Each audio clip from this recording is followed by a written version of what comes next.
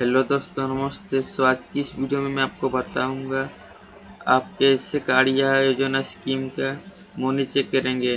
काड़िया portal पर आपका खाता में कितना इंस्टॉलमेंट का पैसा लगा है कि नहीं चेक करेंगे। तो चलिए शुरू करते हैं। फर्स्ट आपको आना होगा काड़िया पोर्टल पर। मैं नीचे डिस्क्रिप्शन में लिंक डाल दूंगा और आई बटन में दे दूंगा लिंक। आने के बाद थोड़ा इधर क्लिक करने के ऑनलाइन जमरेस एप्लीकेशन पर क्लिक करना है आपको। जैसे क्लिक करेंगे नया पेज ओपन हो जाएगा। इधर आपको ट्रैक योर एप्लीकेशन में क्लिक करने का है। इधर आपका आधार नंबर और टोकन नंबर डालने का है। चलिए मैं इधर आधार नंबर डालता हूँ। सो मैं आधार नंबर डाल दिया हूँ। विश्व में क्लिक करता हूँ। ये देखिए नाम आ गया है। ये देखिए मैं कितना इंस्टॉलमेंट लगा है खाता में। 5 बार लगा है खाता में।